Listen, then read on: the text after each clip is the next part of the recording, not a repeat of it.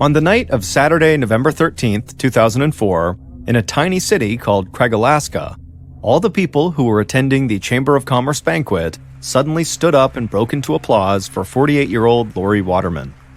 Lori was sitting at a table in the back of the room. She was tall with short brown hair and her skin was very pale, but at this moment, her cheeks were flushed red with embarrassment as she looked around at all the familiar faces smiling at her. Lori knew almost all of the 1,300 residents in Craig, Alaska from her many years as a community volunteer and special education teacher's aide. And Lori definitely knew everyone at this banquet because she had helped her friend organize it. From the podium, Lori's friend told the room that she couldn't have put on this event without Lori, and that Lori was really the one person in Craig, Alaska that people could always count on if they needed help with anything. Lori stood up and smiled sheepishly and waved to all the people in the room as they continued to cheer for her. Lori wished her husband, Doc Waterman, had been there to see this, but unfortunately, he was hundreds of miles away in Juneau, Alaska, on a business trip for the weekend. Lori's husband was a prominent real estate agent. Still, Lori had the feeling that this was her lucky night. She had won the raffle for a fleece jacket earlier in the evening, and by the time the dinner wrapped up at about 10 p.m., so many people had thanked her personally for all her help through the years that she truly felt appreciated and celebrated. At the conclusion of the banquet, Lori hugged her friend who she had planned this banquet with, and then said she would see her again the next day after church. Both Lori and her friend were on a committee that helped raise money for an international Catholic event for young people. The friends hugged one more time, said goodbye, and then Lori turned around and headed for the parking lot. Lori drove her purple minivan to her peach-colored house at 604 Ocean View Drive. With its spectacular view of the bay, the 3-bedroom, 3-bath house was one of the nicest in town. But to Lori, the house always felt a bit empty whenever Doc was away. And also, this night, Lori and Doc's 16-year-old daughter, Rochelle, was also out of town at a volleyball tournament in Anchorage. So tonight, Lori was going to be all alone. As Lori headed upstairs for the night, she walked past Rochelle's bedroom and thought about the fight they had had right before Rochelle left town with her volleyball team. Lori had seen the all-black outfits that her daughter was packing for this trip and asked Rochelle why she couldn't bring something a bit more cheery. Lori was not a big fan of the goth stylings that Rochelle had adopted over the last year, but Lori's daughter just rolled her eyes at her mother as soon as she began talking about her outfit. Then Lori also told her daughter that she didn't really like the shaggy 20-something-year-old guys that Rochelle had been hanging out with recently. They seemed polite, but Lori felt like they were just too old for Rochelle, and they also didn't seem ambitious enough for an honor roll student like Lori's daughter. One of them even lived in his mother's basement. Rochelle had cursed at her mother when Lori had said some things about her friends, and at that point, Lori was furious and she just couldn't contain herself. Lori began complaining about all the time Rochelle spent on her computer, specifically all the time that Rochelle spent publicly embarrassing her family on the computer. Rochelle was a blogger whose blog, called My Crappy Life, often harshly criticized the people in her life and referred to their town not as Craig, Alaska, but as Hell, Alaska. This online journal really upset Lori because she wanted to give her daughter the best life possible. But the blog's title, My Crappy Life, really made Lori feel like she had failed as a mother. But perhaps what bothered Lori most about the blog was that Rochelle had made their mother-daughter friction public. Once, Rochelle had written about coming home from school and proudly telling her mother that she had scored a 92 on a Spanish test, but she had said her mom, Lori, ignored her grade completely and just told her she should go to fat camp. But that wasn't even true. Lori had told her daughter that maybe she should eat healthier, but never once mentioned fat camp. This fight they got into had ended with Rochelle theatrically throwing even more black clothing into her suitcase and Lori storming out of her room. Now, thinking back over what happened, Lori regretted the things she said and how blunt she had been. She still disliked the gloomy clothes, the 2 old friends, and the rude-seeming blog, but she really wished she had not offended her daughter. So, while Rochelle was off at her volleyball tournament, Lori had written her a letter, expressing how sorry she was that they had been arguing lately. Lori said that she hoped they could get back to the way things used to be when they were closer. Lori had left this note on Rochelle's nightstand, knowing she would find it when she came home, and Lori hoped it would help reset their relationship. Lori walked down the hall into her and Doc's bedroom and changed into her nightgown. She brushed her teeth and got ready for bed. As she took off her wedding band and engagement ring, she thought about Doc, wishing her husband did not have to travel so much for work.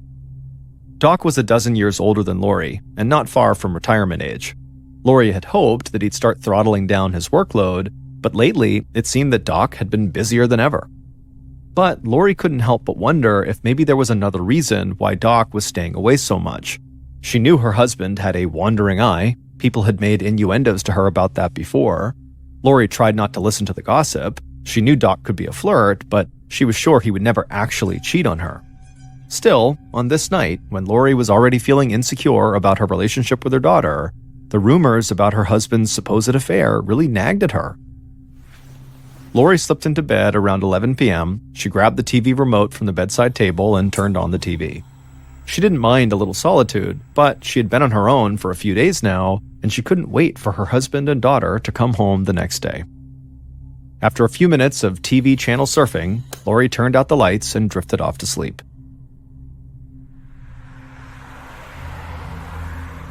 At 3:30 p.m. the next day, which was a Sunday, Doc Waterman and his daughter Rochelle drove towards their house. They had been in different cities over the weekend, but their paths had crossed at the airport, and so they headed home together. Like Lori, Doc was a highly respected figure in town. The Vietnam War veteran had his struggles, including the lingering effects of post-traumatic stress, but he'd managed to build a family and a career as the top real estate agent on the whole Prince of Wales Island, which is where Craig, Alaska was, which is one of the biggest islands in the entire United States. Doc steered his car down Ocean View and turned into his driveway. He then opened the garage door to park, and immediately he noticed that his wife's purple minivan was gone. Doc had expected Lori to be home to greet them, but then again, she was always busy, even on a Sunday. Doc figured she must be out running an errand or attending a meeting. And at this point, Doc was actually far more concerned about his daughter, Rochelle, who had sprained her ankle during her volleyball tournament. And so Doc helped his daughter limp into the house and upstairs. Rochelle hobbled into her room and sat down on her bed. She looked over at her nightstand and she saw the letter her mother had written her. She unfolded it, and as she started to read, she began to cry. She hated how much she and her mom had been fighting, and she too wished things were different. Eventually, Rochelle wiped the tears away and put the letter down.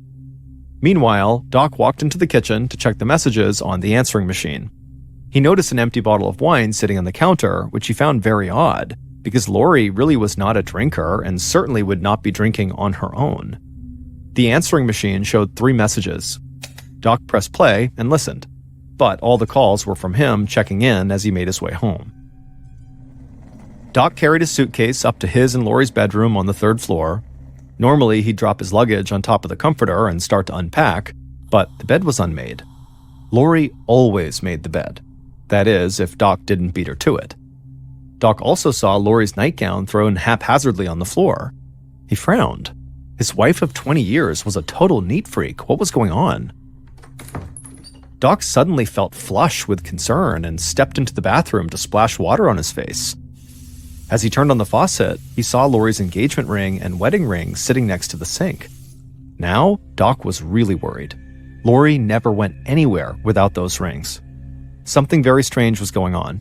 Doc couldn't tell what it was, but he had a sinking feeling that it was bad. Doc knew there were not that many places in their small town where Lori might be, and he couldn't just call her because in 2004, cell phones were still somewhat rare, and Lori didn't have one.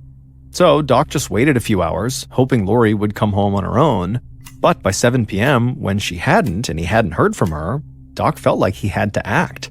He didn't want to alarm his daughter, but he told Rochelle that they needed to get in the car and drive around town and look for her mother. Doc and Rochelle drove to the building where the Chamber of Commerce banquet had been held the night before, thinking maybe they'd see Lori's purple minivan parked outside while she helped to clean up inside. But when they got there, her minivan, which anyone could spot a mile away, was nowhere to be found. Next, the father and daughter went to the church, but they didn't see Lori's van there either. Doc did see Lori's friend's car, and he remembered Lori saying she had a committee meeting with her friend that day, but when Doc talked to Lori's friend, The friend said that Lori did not show up to the meeting and had not called to explain why she couldn't be there. So Doc and Rochelle drove to the middle school where Lori worked, but the parking lot was empty. Despite the near-freezing temperatures outside, Doc was sweating. When he and Rochelle had started their search, he was perplexed. Now he was desperate. After driving around for almost 2 hours with no sign of Lori, Doc and Rochelle didn't know what else to do. So at around 9 p.m., they went home, and the normally composed Doc tried to keep from choking up as he called the Craig police. At about the same time Doc was calling the police, Alaska State Trooper Bob Claus drove his SUV down a logging road that cut through a pine-covered mountain nearly 50 miles from Craig. He was one of only 2 troopers who patrolled the entire 145-mile-long island. Claus was out in this area responding to a call he had received from a hunter who had said they had seen a vehicle that had gone off the road and caught on fire. Claus had spotted the plume of smoke in the sky and drove over, and there he found the remains of a minivan on the side of the mountain. It looked like the minivan had careened off the logging road until it struck a fallen log, which prevented it from rolling any further. The van was no longer on fire, but the brush and log beneath it were still smoldering. Claus climbed out of his vehicle and hiked down the slippery wet slope to reach the wreck. When he got there, he saw the tires were melted down to their steel belts. The paint had been scorched off the frame and all the windows were blown out. The fire had burned everything inside the vehicle. Claus looked for something to identify the minivan, but the license plate was a puddle of aluminum, and the vehicle identification number on the driver's side door was melted beyond recognition. Claus had originally come out here believing he was going to find a road accident, that someone had crashed, and that's why this had happened. But when he kind of scanned around the inside of the vehicle, he felt like this was something far worse. If this had been an accidental car crash, Claus would have expected to see the driver's body in the front seat, or at least nearby, and some sign that they had been in the front seat. But the 2 front seats of the car were empty and there was no sign of a driver. But when Claus looked in the back of the car, he saw something absolutely horrible. There, laying across the back seat, were the charred remains of a human torso. And next to the torso, looking straight at Claus, was a blackened human skull.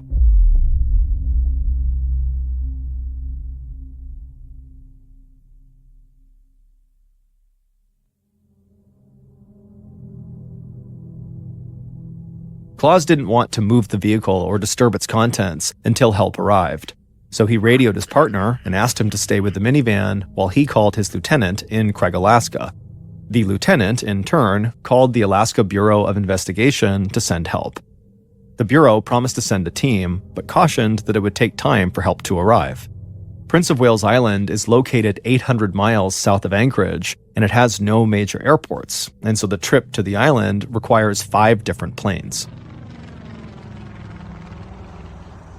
But finally, a day later, the small aircraft carrying state homicide investigator Randy McFerrin, a state fire investigator, and a crime scene technician touched down at a local airstrip. Right away, the investigators drove out to meet the state troopers on that logging road overlooking the crash site. And when they got there, McFerrin peered down at the wreck, while the fire investigator immediately began taking pictures from the seat next to him. McFerrin, a former Army infantry officer, was an experienced investigator who had led 8 homicide investigations by himself. McFerrin got out of the vehicle and shook hands with Trooper Bob Claus. Claus was relieved to see heavy hitters from Anchorage on the scene. Claus had handled all kinds of cases over his career, but this case seemed far more complex than his 2-man station could handle. Claus told McFerrin that they had received a missing person report the night before from the husband of a woman from Craig, a community activist named Lori Waterman. As he said Lori's name, Claus grimaced because he knew Lori really well. His daughter was friendly with her daughter, Rochelle, and like most people in town, Claus liked both Lori and Doc Waterman. It absolutely gutted Claus to think that Lori could be the body in this wreckage, but he would tell the state investigators that that was looking more and more likely. The burned-out vehicle was clearly a minivan, just like the one Lori drove, but the paint had all been scorched off, so it was impossible to tell whether it had once been purple. Claus led McFerrin and the fire investigator down the slope to get a better look at the wreck. The wreck was about 50 yards down the mountain from the gravel road. When they got down to it, McFerrin peered inside at the charred human remains in the back seat. The clothes had burned off completely, and the fire had reduced the lower portion of their legs and the lower portion of the victim's arms to ash, making it truly impossible to tell whether the body was a man or a woman. But right away, the fire investigator could see telltale blistering in the back seat that suggested that an accelerant had caused the fire to burn very hot and fast. In other words, it looked like someone had set this fire on purpose. And adding credibility to that theory, the investigators couldn't find any skid marks on the road, suggesting the driver of this vehicle had never tried to stop. And when people are about to crash, they hit the brakes and they skid, but in this case, there was none of that. McFerrin sighed and looked over at Claus and said, whoever was in this car was murdered. He figured the fire was an attempt to destroy evidence. And whoever had set the fire had very nearly succeeded, because the human remains that crime scene technicians removed from the van weighed just 33 pounds. The rest of that body was just gone. McFerrin ordered the technicians to put all of the human remains into an evidence bag and ship it to Anchorage for an autopsy. Claus arranged for a tow truck to take the wrecked minivan to a nearby garage for further analysis. But as they moved the vehicle, McFerrin found the metal tag from the dashboard that had melted off during the fire, and amazingly, he could still read the minivan's identification number on this tag. And so within minutes, investigators knew exactly who owned this wrecked minivan.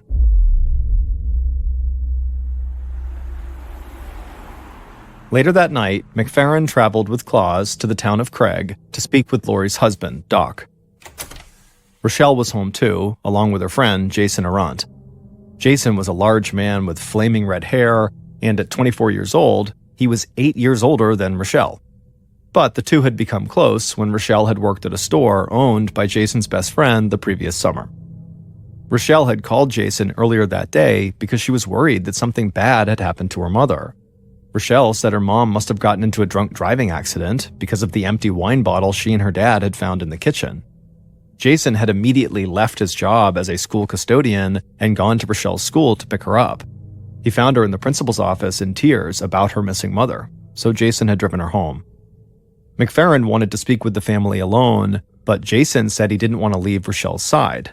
That is, until Trooper Claus stepped in. Jason had actually come to Claus previously for advice on how to become a Marine, and so he respected the state trooper. So when Claus stepped in and told Jason the family really needed some privacy, Jason listened and he left. Doc invited Claus and McFerrin into the TV room on the first floor of the house. The investigators sat on the couch, but Doc and Rochelle remained standing, bracing themselves for whatever potentially terrible news they were about to learn.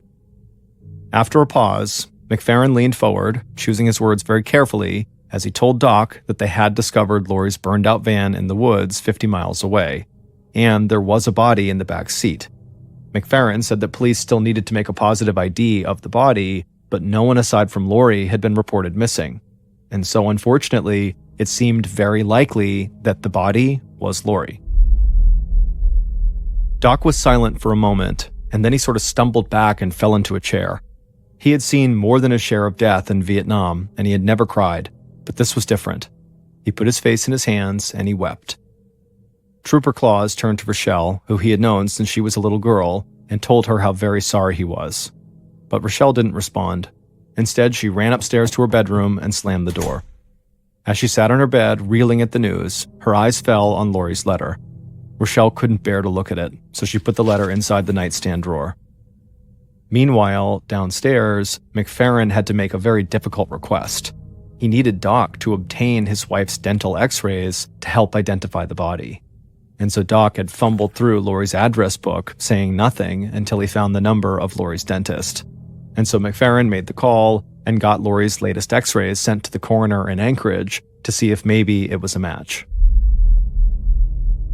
After hanging up with the dentist, McFerrin and Claus asked Doc to walk them through his house and show them everything he had found the day before that seemed sort of strange or out of place and contributed to his worry about his wife. And in fact, in the days since Doc had come home, he had found even more alarming evidence of a crime. Doc took the investigators up to his and Lori's bedroom to show them the tip of a rubber glove and also a 5-inch long fiber from a rope he had found in the sheets of their bed. Then Doc pulled back the comforter on his bed to show them a spot of blood on the sheets. He said at first he assumed this might be menstrual blood, but when he had looked closer, he had seen a few other spots on both sides of the bed. Doc told the investigators that he had no idea who would want to harm his wife. Claus agreed that everyone on the island really seemed to love Lori. At this point, McFerrin very gently told Doc to go ahead and leave the house along with his daughter, because now their home was officially a crime scene and it would soon be cordoned off with yellow tape. With the help of the crime scene technician who had flown out from Anchorage with him, McFerrin started the official search of the house, and almost immediately, he figured out how the assailant had gotten inside. The door that led from the garage into the house had scratches on the lock that indicated to McFerrin that the assailant attempted to force their way in. Meanwhile, Claus began searching Rochelle's room. The walls were adorned with posters of men and women with black hair, black clothes, and black makeup. Claus continued searching through Rochelle's room, searching her dresser, her shelves, and her closet, and then inside of her nightstand, he found that letter that Lori had written to Rochelle. Claus saw that Lori addressed it to, quote, "my dearest daughter," end quote, and he felt a twinge of compassion for this mother trying to reconnect with her daughter. Claus made a mental note to make sure to return this letter to the family. When Claus and McFerrin regrouped in the TV room a little while later, they immediately began reviewing what they had found. Other than a few spots of blood on the bed, there was no sign of a struggle. A couple of details suggested to the investigators that Lori was alive when she left the house. The nightgown, uncharacteristically thrown on the floor, indicated she might have changed in a hurry, and the rope fiber inside the bed sheets suggested the attacker might have tied Lori up at the house rather than killed her. Both investigators agreed that the assailant's break-in attempt looked clumsy and amateurish, but the rope and the rubber glove suggested the killer had planned the crime ahead of time. McFerrin noted that a premeditated crime like this was typically not random. It was usually committed by someone with a personal grudge against the victim. But the scratches on the door where the assailant had entered the house suggested they did not know this family well, because Doc told investigators that most people who knew them would know where he kept the spare key and would have simply unlocked the door. This was perplexing to investigators, so until they could narrow it down, everybody was a suspect.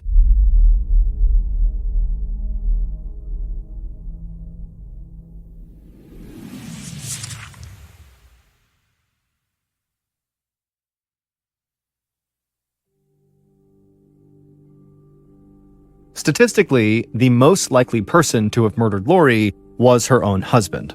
So McFerrin started with Doc.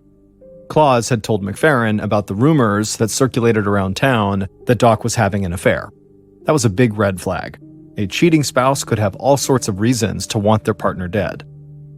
Doc denied having an affair. He knew what people said about him, and he admitted that he could be flirtatious, plus he was away from home a lot. Small-town rumors really didn't need much more fuel than that. But even if he had been having an affair, it didn't matter. He had a rock-solid alibi. He was over 200 miles away in Juneau at the time of the murder. McFerrin made a mental note to look into the family's finances and phone records to see if Doc could have hired someone to kill Lori while he was away. But he suspected that was a total long shot. If Doc had been involved in planning this crime, McFerrin was pretty sure the killer would not have had such a hard time getting into the house in the first place. Surely, if Doc had hired someone to murder his wife, he would have told the killer where to find the spare key. The following day, which was Tuesday, November 16th, McFerrin finally heard back from the coroner in Anchorage, and as expected, the body was Lori's.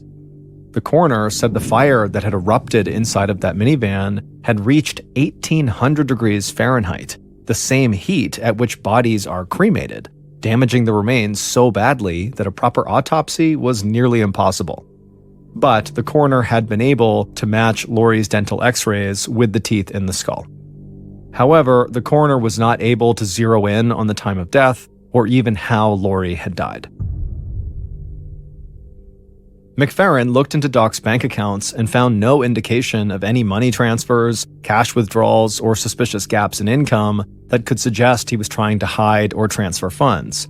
and the family's phone records were totally mundane, no unknown numbers or unusual late-night calls. McFerrin eliminated Doc as a primary suspect, and he was eager to talk further with Rochelle, hoping she might shed some light on who might want to hurt her mother. A few hours after the coroner had identified Lori's body, McFerrin picked up Rochelle at her house and drove her to the police station for an official interview. On the short drive, McFerrin tried to make Rochelle feel comfortable, telling her about his own daughter, who was just a few years older than her and in college. Rochelle's eyes were red and puffy, but she seemed to relax and talked about a trip to Germany she and a friend had been planning to take the following year.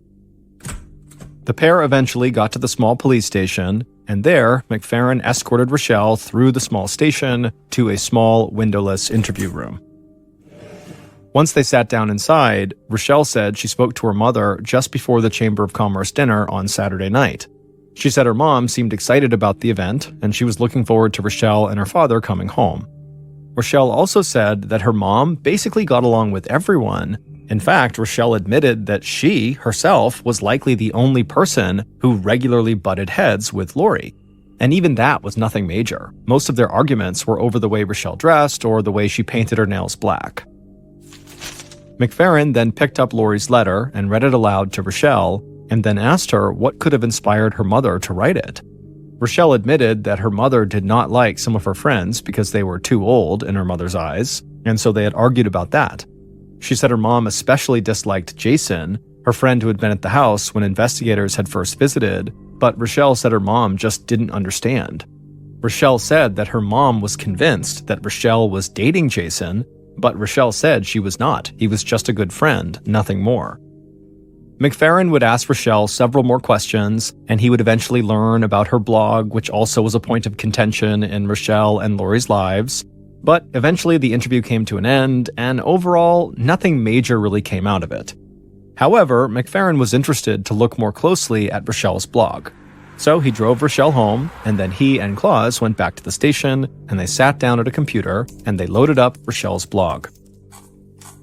The blog was pretty harsh. Rochelle complained about her mother a lot, even calling her nasty names like psycho bitch. But both McFerrin and Claus were fathers to girls around Rochelle's age, and they were well aware of the friction that can grow between teenage daughters and their mothers. And so nothing in Rochelle's blog struck either detective as anything more than a typical teenage girl's diary, well, except for the fact that the blog was public. And so they wondered if maybe somebody reading Rochelle's blog had become really fixated with Rochelle's conflicts with her mother. And so the investigators decided to scour Rochelle's electronic communications for any unusual or alarming messages. The next morning at the breakfast table, Claus talked to his daughter, who was good friends with Rochelle. And his daughter said the students were in complete shock that Rochelle's mother had been killed. Murders almost never happened in their tiny town, and certainly not to her friend's parents. But then Claus's daughter told him something interesting. She told him that Rochelle spent a lot of time around 3 people in particular. There was Jason, there was also Jason's friend, Brian Riddell, and there was Rochelle's ex-boyfriend, 16-year-old Ian Lendrum, so 3 guys. And apparently Rochelle and these 3 guys would all play video and fantasy role-playing games together, and Claus's daughter said that sometimes these 3 guys would just show up unannounced when she, Claus's daughter, was trying to hang out with Rochelle alone. Claus's ears pricked up at this. Rochelle had not mentioned that she had an ex-boyfriend. Claus called McFerrin and told him they needed to speak with Ian Lendrum right away.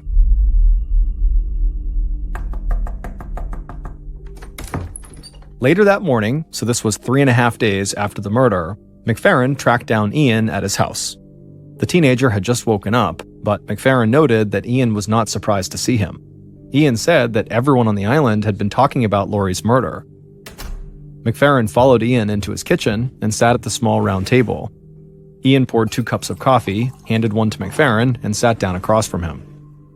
Ian said that he had seen Rochelle after she and her dad had searched for Lori around town. Ian said he hadn't known anything about Lori's disappearance, but he'd gotten worried about Rochelle because she wasn't answering her phone, and so that night he'd just gone over to her house to check on her. But right after saying this, Ian immediately jumped up from the table and rushed over to get sugar for their coffee. And to McFerrin, it seemed like Ian was really nervous. But McFerrin knew that people often got nervous when they were being questioned by the police, even if they didn't do anything. McFerrin thanked Ian for the sugar when he returned, and then McFerrin sipped his coffee and kept his tone casual. He was watching for signs that Ian was hiding something. He asked Ian about his history with Rochelle, and Ian blushed a bit, but then he said that yes, he had dated Rochelle for a while, but they had broken up a year earlier. However, they had remained close friends. McFerrin asked Ian about the two older guys, Jason and Brian, who also hung out with him and Rochelle. Ian told McFerrin that he and Rochelle were both very good friends with the other two guys. Brian owned the shop where they often played video games, and his buddy Jason often joined in. Ian also admitted to McFerrin that Rochelle's other teenage friends did not really hang out with her when Jason and Brian were around. Ian thought Jason rubbed the girls the wrong way. McFerrin had met Jason briefly. Jason had been with Rochelle when investigators had gone to their house. But now McFerrin really wanted to talk to Jason again to see why this young man might rub the girls the wrong way.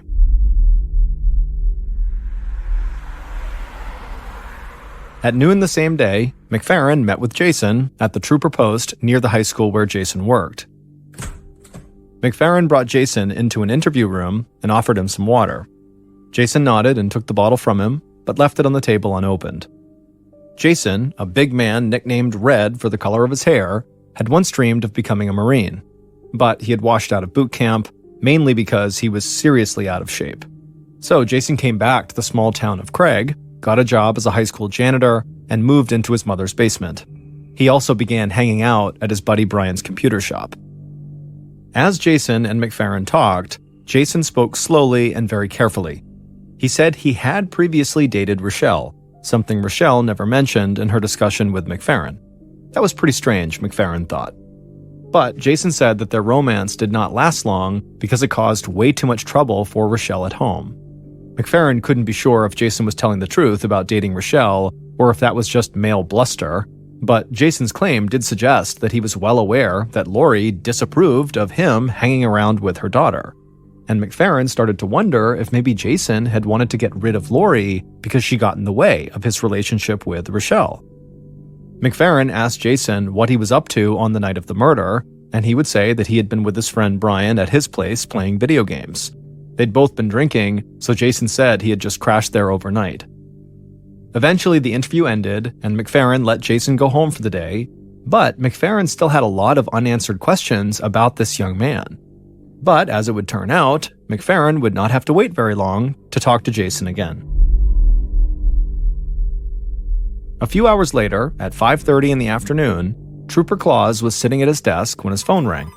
Claus answered, and he heard a frantic voice on the other line. It was Jason, and Claus could barely understand what he was saying. Claus told Jason to take a breath and then asked what was going on. Jason shouted into the phone that he was at the school where he worked and he'd just been attacked by a man with a knife. Claus hung up the phone and immediately told McFerrin about the call. The two investigators raced over to the school, and when they arrived, they found Jason sitting on the bleachers by the football field. He was in tears as he told them that a man had snuck up on him by the dumpsters and held a knife to his neck. Jason said the man had warned him to stay away from Rochelle, or there was going to be another accident. Then the man ran the knife across Jason's neck. Jason showed the investigators a red mark that the serrated blade had left on his skin. Claus and McFerrin exchanged looks that expressed their doubts. They had been suspicious of Jason before because of his hidden romance with Rochelle, but his conduct now just seemed bizarre. He had no witness to back up his story, and the wound on his neck looked totally superficial and was likely self-inflicted. So the investigators wondered if this was a misguided attempt to distract them by introducing a new mystery suspect. McFerrin quickly pressed Jason for a description of his attacker. Jason claimed he didn't get a good look at the man, but McFerrin said that seemed highly unlikely. The attack happened in broad daylight. Surely Jason would have seen something that could help them identify the assailant. Jason's voice got softer as he tried to grasp for details. He was fumbling, which meant he was vulnerable. So McFerrin dropped any pretense that he believed what Jason was saying. He told Jason flat out that he thought he was lying. Jason looked like he had just gotten the wind knocked out of him. He was quiet for several seconds, then he let out a deep sigh and admitted that it was true. No one had attacked him. He had cut himself. Now, McFerrin knew he had the advantage. So he narrowed his eyes, stepped a bit closer to Jason to kind of intimidate him, and he told Jason that he thought he was also lying about another story he had told police. The one Jason had told police about what he was doing on the night Lori Waterman was killed. Jason started stuttering and said he really wasn't lying about that, but his face was flushed and he was sweating and talking in circles. The experienced investigators could see Jason's facade was starting to crumble. So McFerrin cut him off and said in a slow and certain tone that he knew Jason took part in Lori's murder. But now Jason's voice changed. He wasn't stuttering anymore. He spoke with urgency, like what he was saying was true and he needed them to believe it. He told the investigators that they really didn't understand. They did not know what Lori had done to deserve what happened to her. She was not this perfect person everyone thought she was. Then the big red-headed man looked right at McFerrin and he said he did not kill Lori, but he knew who did.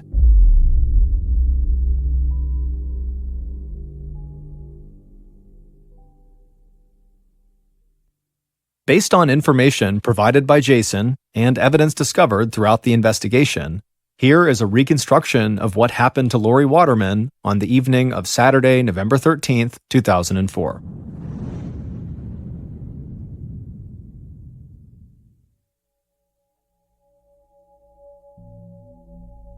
Not long after midnight, the killer stared at himself in the bathroom mirror. He picked up an electric razor from the counter, flipped it on, and methodically shaved off his bushy brown beard. When his face was clean-shaven, he brought the razor up to his head, and clumps of his floppy brown hair started falling into the sink. He knew from TV crime shows that a few strands of hair could give a killer away, so he wanted to make sure none of his hairs were left behind at the crime scene, hence why he was shaving them all off.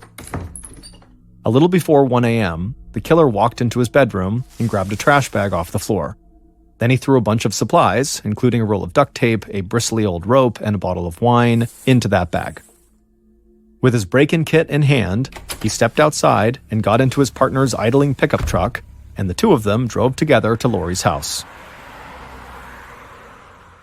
When they arrived, the killer picked his trash bag off the floorboard, got out of the truck, and closed the passenger door behind him. His partner sped away down the street. The killer looked at the big peach-colored house in the moonlight and reminded himself why he was doing this. A dangerous woman lived in that house, and she needed to be stopped. The killer pulled a pair of latex gloves from the trash bag, slipped them on, and then climbed into the two-car garage through a window. Once inside, he tried the door that led into the house, but it was locked. He tried to jimmy open the door with a butter knife that he'd brought along. He scratched up the striker plate on the lock, but he just couldn't get it to open. So he removed the cat door, crouched down, reached through the opening, stretched his arm out to unlock the door from the other side, and then let himself in. Once inside, the killer walked upstairs to the third floor and walked through an open door into the master bedroom where Lori was fast asleep. But the killer didn't do anything. Instead, the killer darted out of the bedroom, went back downstairs, and spent the next 2 hours pacing around the house while Lori slept upstairs, psyching himself up to go back up there and kill her. And finally, after 2 hours, at about 3 a.m., the killer was ready, so he grabbed his flashlight and other supplies from the trash bag and made his move. He went upstairs and burst into Lori's room and immediately enveloped her head with a t-shirt before she could even wake up. He put his massive weight on top of Lori, pinning her to the bed. Lori couldn't scream, she couldn't move, she couldn't do anything. Then the killer secured a cloth over her mouth with duct tape. The killer tied his rope around Lori's neck like a dog leash and dragged her from the bed across the room. He rifled through Lori's dresser, pulling out a sweater and jeans, and ordered her to change out of her nightgown. Lori complied with his demands, changing into street clothes right in front of him. The killer held the rope so she wouldn't go anywhere, but he averted his gaze. After Lori had changed, the killer wrapped socks around her wrists and then duct taped over them, sealing her wrists together. He didn't want to leave any residue from the tape on her skin, which is why he taped directly on the socks. The killer then forced Lori, who was now bound and gagged, down the stairs into her kitchen. And then once they were down there, he sat her down and took the gag from her mouth. He opened up the bottle of wine that he'd brought along, poured her a full glass, and forced her to drink it as he held it. He kept forcing Lori to drink wine until she'd finished the entire bottle. Then the killer put the gag back in Lori's mouth and led her out to the garage. He opened the back door of her purple minivan and ordered her to lie down across the back seat. Lori was now very drunk, but the killer was still worried about her making a run for it, so he tied her to an armrest in back to make sure she couldn't go anywhere. But after doing this, the killer noticed that the tip of his latex glove had ripped off while he was securing Lori with duct tape. Worried that he might leave a trace of his DNA in this tip of the glove, he ran back inside and back upstairs and scoured the bedroom, but he could never find that piece of latex. Cursing, he rushed back down to the garage. It was now close to 4 a.m., which meant he did not have much time until dawn. So he hopped behind the wheel of the minivan, and using Lori's keys, he turned it on and drove off, with Lori in the back, lying across the back seat, her arms and legs bound. As the killer drove out of town in the minivan, his partner caught up with him and followed in the truck they'd driven to the house. The killer drove about half an hour north of town, where the roads turned to gravel, and then he continued for another 30 minutes through the thick hillsides of Prince of Wales Island. Finally, he pulled over by a creek and pulled Lori out of the car. As for his partner, he parked his truck not far behind them. The killer then put a garbage bag on the ground and laid Lori on top of it to keep her from getting dirty. Getting dirt on Lori's clothes was not part of the plan, because he wanted it to look like Lori had had a drunk driving accident. And so, with Lori in place on the trash bag on the ground, the killer crouched over Lori, wrapped his massive hands around her neck, and attempted to break it. He heard a crack, but Lori didn't die. Instead, her gag had slipped off. Lori, breathless and drunk, tried to say something to the killer, and the killer was horrified at the sound of Lori's voice. So he just raised his flashlight over his head and swung it as hard as he could against Lori's neck 12 times, but Lori just kept on breathing. Desperate to finish the job and just get out of there, the killer pinched Lori's nose and covered her mouth with the cloth, suffocating her. Lori struggled as best as she could to get free, but she was bound and gagged and totally intoxicated, and she was way smaller than the killer, and so she was no match. Lori's breath finally gave out, and she died laying on the ground in the middle of nowhere. The killer checked Lori's wrist for a pulse, and when he couldn't find one, he concluded that she was dead. However, after he cut off the tape around Lori's wrists and ankles, he could see there were clear marks on her neck, and there was mud on her clothes despite his efforts to keep mud off of them, and so this made him rethink his plan. He knew this would not look like a drunk driving accident. So, at 5 a.m., the killer put Lori's body back in the purple minivan and pushed the vehicle off the logging road down a steep embankment. It crashed into a fallen tree and came to a stop. The killer's partner had not planned for any of this, but he knew the plan was changing. The killer now wanted to destroy all the evidence. So, the partner grabbed a jerry can of gasoline from the truck and rushed over to the killer. The killer then poured that gasoline on the ground, on Lori's body, and all over the minivan. Then he backed away, lit a match, and tossed it onto the gasoline trail leading to the minivan. In 30 seconds, the vehicle had exploded with flames, but there was nobody around to hear it or see it except the killer and the partner. The killer and his partner ran back to the truck, and the two of them drove into town just before the sun started to rise. Once the killer got back to his place, he played some video games and tried to calm down, while his red-haired partner got ready for his janitor shift at the high school. And before he headed to work, he got a phone call from Lori's daughter, Rochelle, and she wanted to know how everything had gone earlier that morning. Jason, who had told police he did not kill Lori, was technically telling the truth. However, he was the partner who drove the truck and helped plan the murder. His friend Brian, who was also friends with Rochelle, had been the one who actually carried out the murder. However, these two were not acting alone. It turned out Rochelle had had sex with both Jason and Brian, and as a result, both of them would do anything for her. For months, Rochelle had complained to them about her mother. Over pizza and video games, she would tell them how Lori hated the way she dressed and took offense at Rochelle's adoption of Wicca, the nature-based religion associated with witchcraft. But most of all, Rochelle would tell them that her mother was really upset about her, Rochelle, hanging out with Jason and Brian. Her mother was afraid that Rochelle could marry someone like them, leading to a dead-end life instead of realizing her true potential. But Rochelle also critically told Jason and Brian that her mother physically abused her, slapping her and even hitting her with a baseball bat. She said her mother also threatened to sell Rochelle into prostitution. But none of Rochelle's stories of abuse were real. They were dark fantasies fueled by real-life mother-daughter friction. However, when she spoke to Jason and Brian about her mother, Lori was made out to be a real-life monster who was going to kill Rochelle unless Jason and Brian put a stop to it.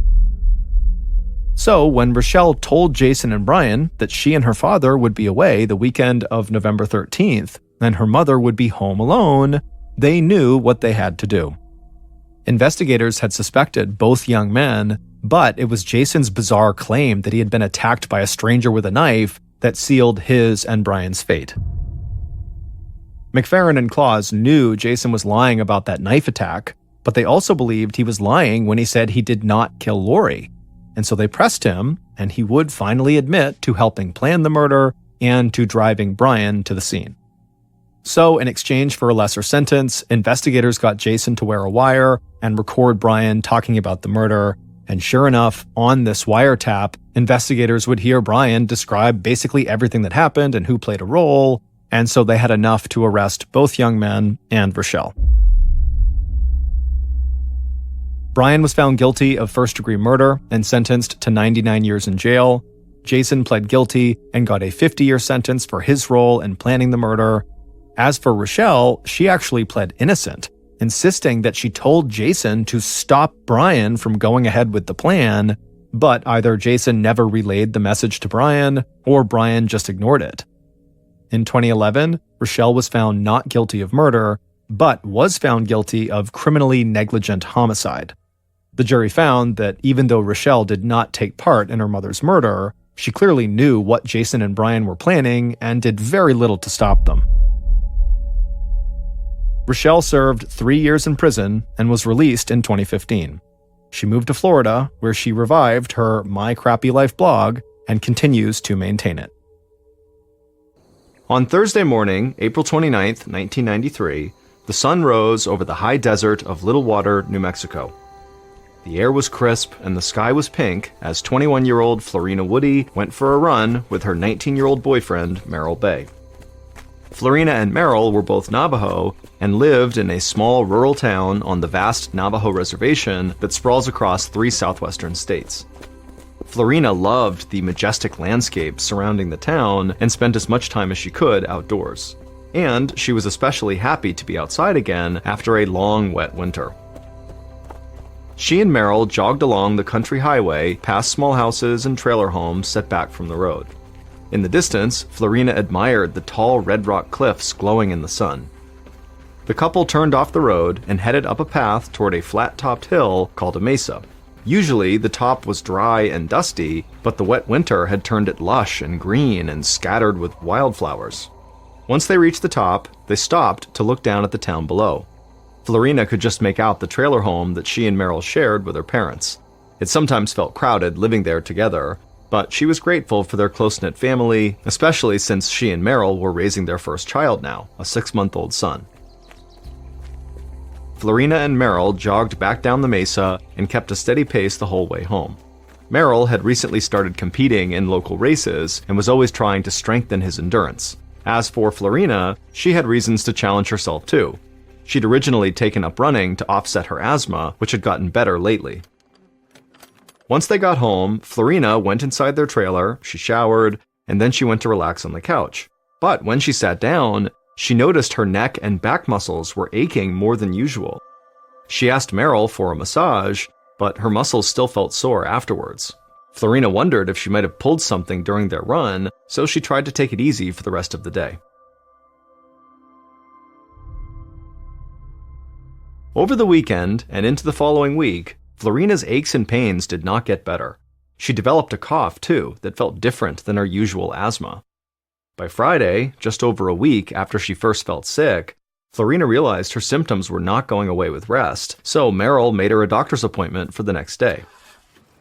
On Saturday, May 8th, while Meryl watched the baby, Florina's parents drove her to Crown Point Healthcare Facility, which was located about an hour and a half south and east of their town. It was a commute Florina knew well, since she'd given birth there. Crown Point was a small rural hospital operated by the Indian Health Service with about 10 doctors. 2 of the doctors were a married couple named Christine Golnick and Thomas Hennessy, who had helped deliver Florina's baby. Florina's parents parked close to the entrance and walked with her into the lobby. Right away, Florina saw Dr. Golnick's familiar face smiling at her. Florina smiled back and waved. After signing in, she followed Dr. Golnick to an exam room in the back. Dr. Golnick placed a stethoscope on Florina's chest and listened. Then she held her fingers to Florina's wrist and measured her pulse. Florina watched Dr. Golnick's face for a reaction, but her expression remained neutral. The doctor understood why Florina was worried, since her symptoms had persisted for so long, but thankfully her vitals had come back normal, and so the doctor suspected it was just a bad case of the flu. But considering Florina's history with asthma and her lingering symptoms, Dr. Golnick didn't want to take any chances. She suggested that Florina spend the night at the hospital. In the morning, Dr. Golnick's husband, Dr. Hennessy, could come give a second opinion. Florina resisted at first, since the next day was Mother's Day. She said she wanted to get home and spend it with Meryl and their baby, but Dr. Golnick promised Florina that she could leave once Dr. Hennessy checked up on her the next day. So Florina agreed to stay. She knew that it was better to play it safe, especially because she lived so far from the hospital. She told her parents they could head home for the night, and then she called Meryl. He told her he loved her and promised he'd come get her first thing in the morning once she was discharged.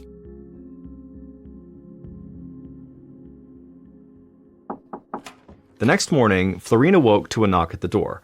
It was Dr. Hennessy, and Florina was glad to see him, because now she was feeling worse and she was struggling to catch her breath. Dr. Hennessy listened to her lungs with a stethoscope and frowned. He told Florina that he wanted to take a chest x-ray to get a better look at her lungs. Unfortunately, that meant Florina would have to stay at the hospital a bit longer. Florina was disappointed, but she was also relieved that Dr. Hennessy seemed to be treating her symptoms so seriously. Whatever was going on with her felt much worse than the usual breathing issues she experienced from her asthma, and she was starting to get scared. A few minutes later, a technician wheeled in a mobile x-ray unit and scanned Florina's upper body. While she waited for the results, a nurse brought Florina a phone so she could call Meryl, and when Meryl answered, he told Florina that their baby was napping and they'd just celebrate Mother's Day when she got home that night. Hearing Meryl's voice calmed her down, but Florina still felt helpless and lonely. This was not how she envisioned her first Mother's Day going. A little over an hour later, the X-ray technician brought Florina's test results to Dr. Hennessy. The image showed Florina's lungs all whited out, which meant they were full of fluid. Dr. Hennessy was shocked by what he saw, and he ran to Florina's room. He found her lying there with her eyes half closed and her mouth ringed with a dry white liquid. She was desperately struggling to breathe. Dr. Hennessy couldn't believe it.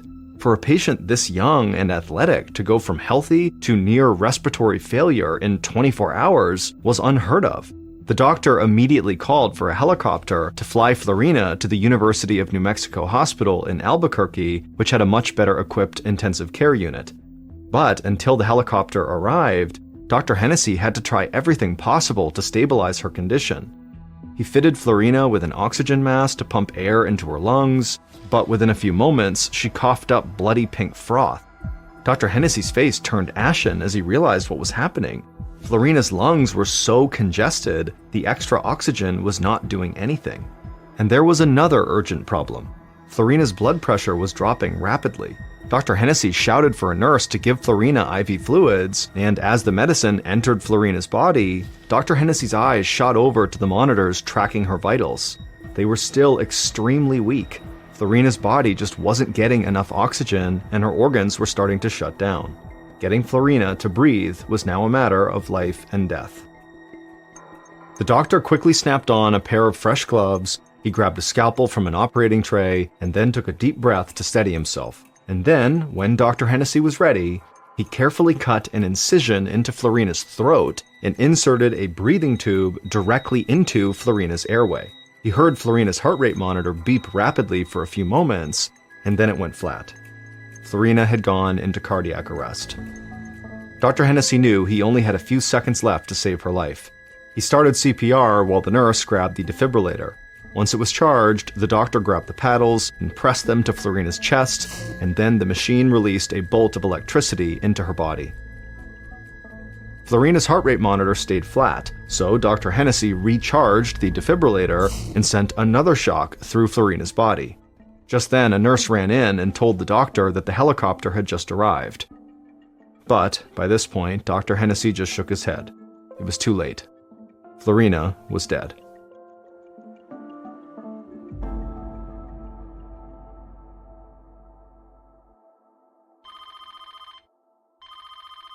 Later that morning, Florina's fiancé, Merrill, was at home sitting by the baby's crib when his phone rang. He recognized the voice on the other end as one of the doctors from Crown Point Hospital, but the words he was hearing, he just couldn't compute. Something had gone terribly wrong, Florina had died, and no one really knew why. Doctors were running tests, but they had never seen anything like it before. Merrill crumpled to the floor. When he'd kissed Florina goodbye less than 24 hours ago, she'd been a bit under the weather, but it didn't seem serious. He didn't understand how this could have happened. Merrill took a moment to gather himself, then he walked into the kitchen where Florina's parents were having their morning coffee. He tried to tell them what had happened, but the words got stuck in his throat. Then he just closed his eyes, let out a deep breath, and blurted out, "Florina is dead." Florina's parents stared at him blankly. Her mother asked him what he was talking about. Tears started streaming out of Merrill's eyes as he explained what the doctors had just told him. Florina really was dead. It had happened extremely fast, and the doctors couldn't do anything to save her. This time it sunk in, and Florina's parents started sobbing. How could a 21-year-old mother in perfect health just suddenly die? That night, Merrill barely slept, and the next day he woke up in a fog. Food tasted like nothing. He fed and changed the baby, but it felt mechanical. Everything reminded him of Florina.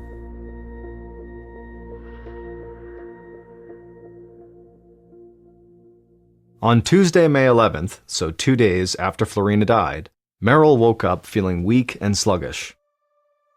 He felt like it was something more than the physical effects of his grief, and he was concerned after what had happened to his wife. The doctors still didn't know what killed Florina, and Merrill didn't want to take any chances. However, he had a lot of planning to do for Florina's funeral, and he didn't want to drive all the way to the Crown Point Hospital, so he decided to go to the local health clinic instead. Merrill told the doctor there what had happened to Florina and that he was now feeling sick. The doctor agreed that Merrill was right to be cautious, but he said Merrill's situation was different than his wife's. Florina had asthma, and that likely contributed to her very rapid decline. The doctor told Merrill to rest and sent him home with a prescription-strength pain reliever, an antibiotic, and an antiviral medication. Merrill took these medications over the next few days, but none of them seemed to work. He felt more exhausted each day, and even worse on Friday, May 14th, which was the day of Florina's funeral. Florina's cousin picked Merrill up at the family's trailer that morning, and then they set off for the 70-mile drive south to Sunset Memorial Park in Gallup, New Mexico, where Florina was going to be buried. But they hadn't been in the car long before Merrill started gasping for air. Now, this was before people carried cell phones, so Merrill's cousin had to pull off the highway at a general store to call 911 on a landline.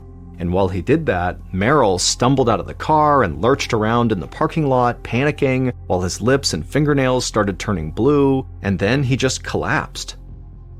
Paramedics got to the location quickly and raced Merrill to the Gallup Indian Medical Center, and once they arrived, nurses wheeled his stretcher into the emergency room.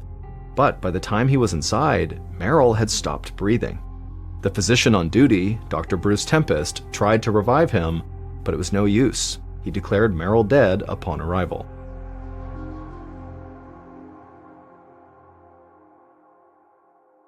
Later that day, Dr. Tempest sat slumped in a chair, feeling defeated.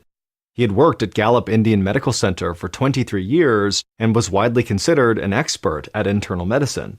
He'd even been awarded the Indian Health Service Clinician of the Year in 1983. But he had felt powerless, being unable to save Merrill's life.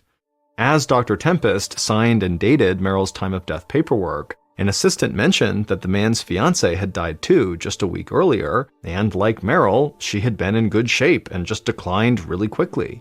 Dr. Tempest felt a wave of fear rise in his chest. Two young, physically fit people didn't just suddenly die of respiratory failure, one right after another. Something had to make them sick. As he thought about Merrill's death, Dr. Tempest realized he'd seen other cases like it. In the past 6 months, he had treated 3 other young Navajos with fatal respiratory issues. He couldn't help wondering if maybe these deaths were all connected. Whatever had killed Florina and Merrill might have killed the others too. The fact that all of the dead were Navajos living within the same general area led the doctor to suspect that this disease might be contagious, and if he had to guess, it seemed like it spread through the air, since the lungs were the most affected organ in every case. If he was right, this could be the start of an incredibly dangerous outbreak. But before he jumped to any conclusions, he needed to gather more information. Dr. Tempest called Crown Point Medical Center, where Florina had been treated before she died. He explained he had treated her boyfriend and wanted to learn what happened to Florina. The doctors at Crown Point didn't hesitate to share a detailed breakdown of her illness. Afterwards, Dr. Tempest hung up and compared both cases. Florina's sounded exactly like what happened to Merrill. It just didn't make sense to Dr. Tempest. He'd never heard of any disease that behaved like this. Also, during this call, the doctor had learned something else that totally puzzled him. Merrill and Florina's 6-month-old son had not gotten sick at all. If this was a contagious airborne disease, the baby would have probably caught it from one of his parents. And why hadn't the grandparents gotten sick either? There was one more thing that was bothering Dr. Tempest. So far, there hadn't been any mild cases of this disease reported. Every single person who got sick died. This disease was unlike anything he had seen before. If it kept spreading, many more people could die. That weekend, Dr. Tempest compiled all the information he could on Florina and Merrill's cases. Then, 3 days after he pronounced Merrill dead, Dr. Tempest phoned the state health department and told them they had a problem.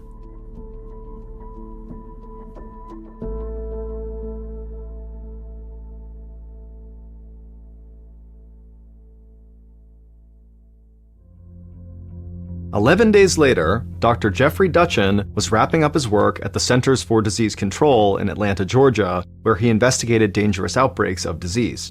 He was still in training at the CDC, and the work was demanding. Now he was looking forward to spending the long Memorial Day weekend with his family. But as he was getting ready to leave, there was a knock on his door. It was Dr. Dutchin's boss, and he had a critical job for him. Something troubling was happening on the Navajo reservation. Young, healthy people were dying, and no one knew why. 6 people had already died from this mystery illness, and 4 others had been hospitalized. The CDC was sending out a team early tomorrow morning, and his boss wanted Dr. Dutchin to be a part of it. Dr. Dutchin immediately switched gears and started putting documents in his briefcase. It didn't matter that he had plans with his family. This was urgent. That night, Dr. Dutchin met with the team that was being sent to the Navajo reservation to go over their plan. Once the meeting ended, he was handed a doctor's bag and opened it up to look at the equipment. Along with the regular tools of his trade, he was surprised to find something completely unexpected: a gas mask. Dr. Dutchin knew that it was too early to know what they were up against, but the signs were not good. The next day, Dr. Dutchin and 2 other colleagues from the CDC landed in New Mexico and went straight to an emergency conference of over 30 public health officials. Huge whiteboards lined every wall of the conference room, scribbled with the names of possible germs and toxins, everything from herpes to heavy metals to pesticides and plagues. The mood was frantic. Dr. Dutchin was overwhelmed by all the theories and potential diseases being proposed. Each theory was discussed and dissected. The more possibilities they ruled out, the more worried Dutchin felt. It meant that the cause of death was either something so rare there were very few experts on it, or it was something entirely new. And the longer researchers took to find answers, the more people could die.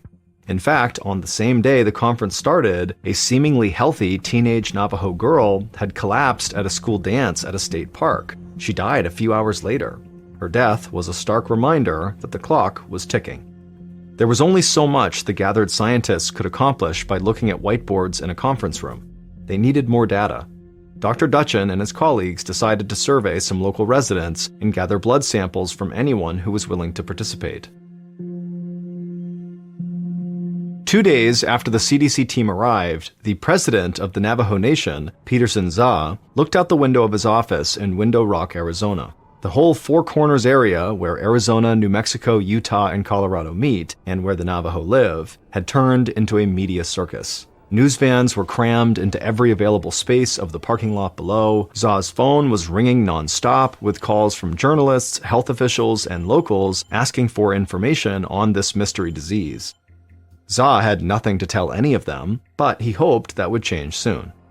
The Navajo leader was not participating in the CDC's big conference, although he was keeping tabs on their progress. He'd barely slept over the weekend because he was anxiously waiting for any updates. But from what he'd seen so far, he thought the CDC's investigation and the media attention it brought had not been much help. Za's people were terrified, and the outsiders' ignorance of Navajo customs was adding to their panic. Newspapers were printing the names of the deceased right away, even though Navajo tradition forbade their names from being spoken or written for 4 days after they died. This was causing a lot of pain and confusion for the Navajo people. They believed this would prevent the spirit of the dead from properly transitioning to the afterlife. And aggravating the already sensitive situation, some scientists were going right up to people's homes and knocking on the door. They had no idea that Navajo custom required them to wait 30 feet away until they were invited inside. These cultural misunderstandings had led to escalating tension on the reservation, and Za was worried about what might happen next. Just then, the phone rang again. It was a Navajo woman from the reservation claiming that some medical researchers were bothering her family. Za assured her he would be right there to handle the situation. Za hung up, then headed outside. He made his way through the crowd of reporters waiting outside his office. As they shouted questions at him, he promised he'd share any new information with them as soon as he had it. Then he got in his truck and headed to the address the woman on the phone had given him. A few minutes later, Za pulled up to a cluster of low Pueblo buildings that marked the address. The sun was high, barely casting shadows across the dusty ground. Za saw a small crowd shouting at 2 men who were standing off to the side. Both the men looked rattled and confused. Za assumed they were the scientists that the woman had called him about. The situation looked heated, and he sensed it was about to get out of control. Za got out of his truck and recognized the woman who'd called him, and when she saw him, she ran over to him and explained what was going on. The 2 scientists had knocked on her door, asking if her family would be willing to donate blood for testing. Za shook his head in disgust. Now he understood why the crowd was so upset. He wove his way through them and walked up to the 2 scientists. Everyone grew silent as Za introduced himself and explained that the researchers had deeply violated Navajo custom.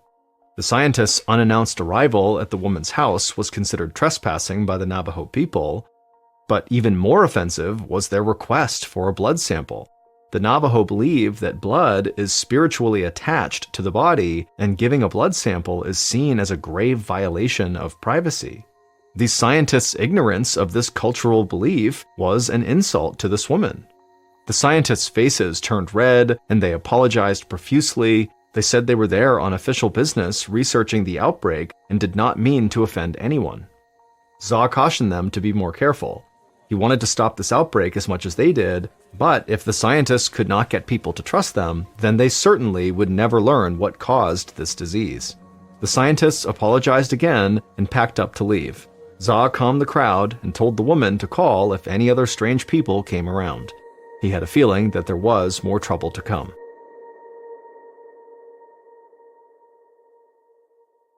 Back at his office that same day, Za read the latest news on the outbreak with growing discouragement.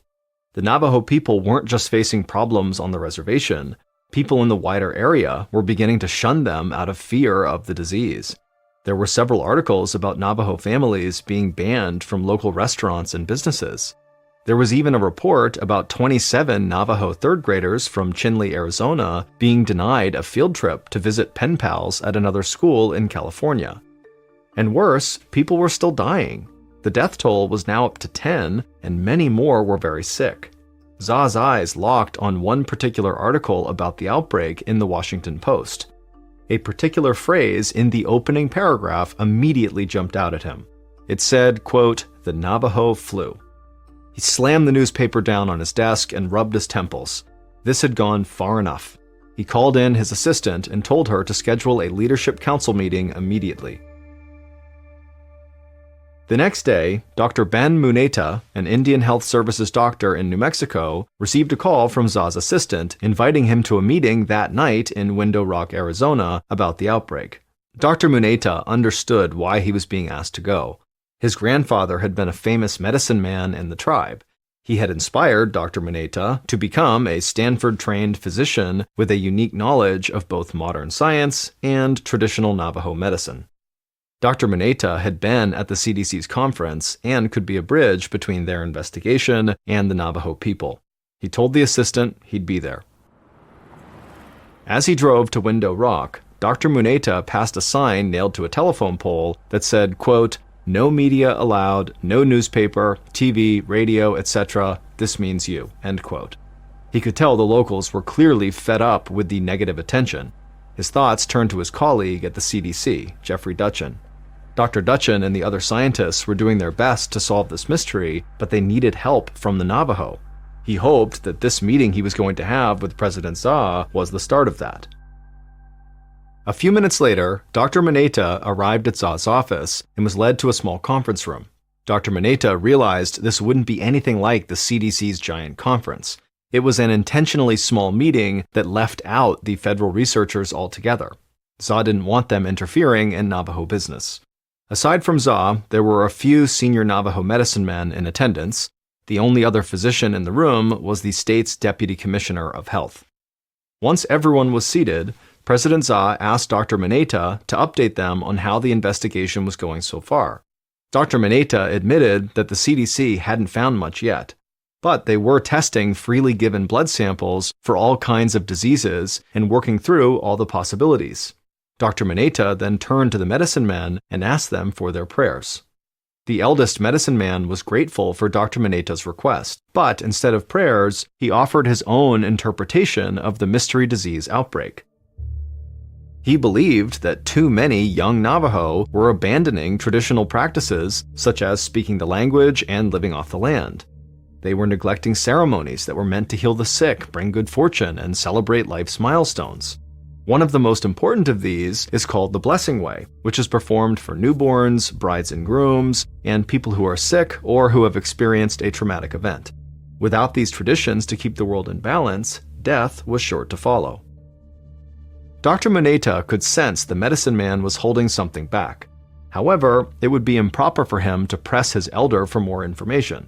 According to Navajo custom, if Dr. Muneta wanted more knowledge, he had to partake in a ceremony that lasted for several days. As much as Dr. Muneta wanted to adhere to tradition, he knew there was no time to waste. He gathered himself, then sat up straight and looked at the eldest medicine man. In a quiet but very firm voice, Dr. Muneta asked if the medicine man could just tell him more. For a long moment, the medicine man just stared at him. Dr. Muneta felt a knot growing in the pit of his stomach. He knew how upset the Navajos already were that the investigators were violating their customs, and now Dr. Muneta, who knew better, had done it as well. Finally, the medicine man spoke.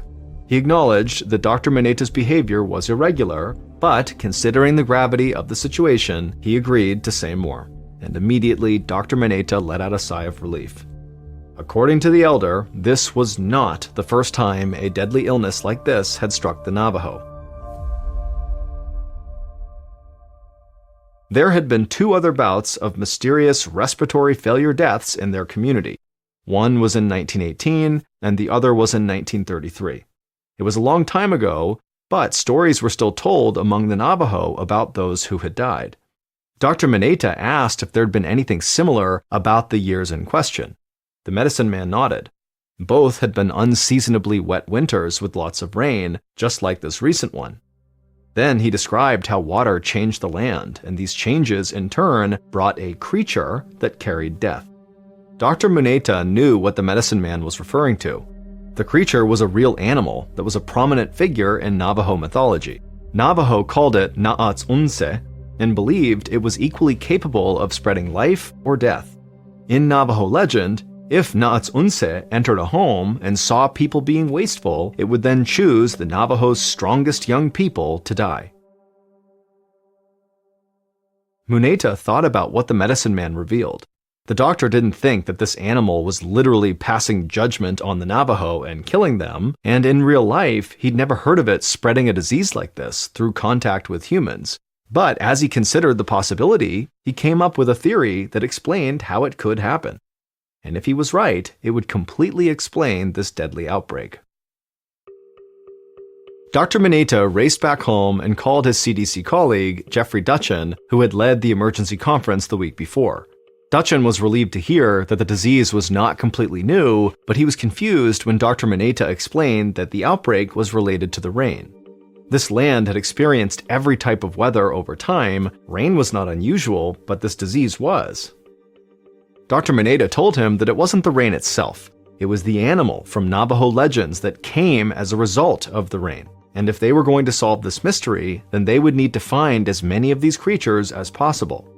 Dr. Muneta could sense Dr. Dutchin hesitate, but so far nothing else had worked, and as strange as this theory was about mythical creatures, it was the most promising lead they had. And so Dr. Dutchin told Dr. Muneta he'd get a team together right away. And this time, he'd make sure the investigators respected the Navajo's cultural practices. 3 days later, Dr. Dutchin walked out of his hotel a few miles south of the Navajo reservation. He'd organized this investigation with the help of President Za, and it would be conducted with the help and guidance of medicine men and other Navajo representatives. Dr. Dutchin scanned the parking lot and spotted 4 men gathered around a couple of beat-up trucks. Dr. Dutchin smiled and headed over to them. They were the CDC experts sent to trap the animals that Dr. Muneta had told him about. Another car pulled up next to them, and a stocky Navajo man climbed out. He was an environmental health expert sent by President Za to help with the investigation. He clapped Dr. Dutchin on the back and promised he'd help them find what they were looking for. Dr. Dutchin felt a surge of hope. Thanks to the Navajos, he believed they knew what was making people sick. Now they'd be able to track down that creature that was spreading disease around the area, and hopefully they could figure out how to treat the illness before it killed anyone else. They all piled into a truck and headed for the Navajo reservation. The next day, Dr. Dutchin stood in the middle of the desert. He was dressed in full biohazard gear, a silver suit, airtight helmet, and heavy boots and gloves. He looked across the desert landscape at the other members of his team. They were all dressed in the same protective gear. To outside observers, they might have all looked like astronauts from a movie set. But the work they were doing was very real, and if they weren't careful, it could be very dangerous. Dr. Dutchin was standing above a trap he'd set the day before. Before he checked it, he made sure the wind was blowing away from him to avoid inhaling any harmful particles. If he caught an infected animal, he could be at serious risk for picking up this disease. Once Dr. Dutchin was certain that he was safe, he cautiously bent down and examined the trap. Through the thick material of his helmet, he could hear a faint sound coming from inside, the sounds of a trapped animal. He looked over to his colleagues, who were also examining their traps. Dr. Dutchin hoped that at least one of them had caught what they were looking for. Over the next few days, Dr. Dutchin and his team caught all sorts of animals. They carefully took samples and sent them off to the CDC in Atlanta for analysis. On June 16th, 4 days after the specimens arrived in Atlanta, Dr. Dutchin got his confirmation. The disease afflicting the Navajo wasn't entirely new. It was called a hantavirus. But this strain of hantavirus was entirely unique. The CDC had not been able to identify it earlier because it typically attacks the kidneys, while this particular strain affected people's lungs. But thanks to the tip from the Navajo's medicine men, the CDC scientists knew what was spreading the disease. It was the creature known as the Na'atsunse. When Dr. Muneta met with President Za and the medicine men, they told him how this real-life animal played a prominent role in the Navajo's origin myth. According to Navajo legend, the creature is responsible for spreading the seeds of life across the world. However, it can also be dangerous, and its breath can be fatal. This animal is incredibly common in North America, but the Navajo fear it so intensely they burn their clothes if it even touches them. Individually, this animal is not a huge threat, because each one doesn't carry enough of the hantavirus to endanger anyone. But if there's enough of them, they can spread disease like wildfire. In that winter, the heavy rains in the Four Corners area created a concentrated population of the animal that had only occurred twice before, in 1918 and in 1933. In all three instances, the heavy rains had led to more plants and vegetation. This in turn fed the creature and allowed them to multiply. The creature then infiltrated the homes of Navajo people like Florina Woody and Merrill Bay, leaving traces of the hantavirus everywhere they went. The creature that was responsible for spreading this disease was the humble deer mouse. And a hantavirus is a family of viruses spread mainly by rodents. And that spring, deer mice had been all over the Navajo reservation and surrounding area. They crept into homes, they nested in sheds, barns, and storage units. No matter how many holes were plugged or traps were laid, there were just too many of them to stop. And wherever they went, they left their droppings, which carried the deadly virus. When people like Florina and Merrill tried to clean those areas, they came into direct contact with the droppings, and the virus entered their bodies in high enough concentrations to infect them. But now that the CDC knew what was behind the outbreak, local officials could reduce the danger. After the deer mouse was identified as the culprit, public health advisories urged people to avoid rodents and told them how to make it harder for them to enter their homes. And while that didn't eliminate the danger entirely, it reduced it enough to help the outbreak end by the middle of August, almost 3 months after Florina Woody died. All told, 24 people in the Four Corners area were infected with this previously unknown virus. Tragically, half of them died. But thanks to the cooperation between the CDC and the Navajo people, the damage was limited, and there have been very few outbreaks since then. In keeping with the Navajo custom of not speaking the names of the dead, the CDC decided to call this North American hantavirus strain Sin Nombre, which means without a name.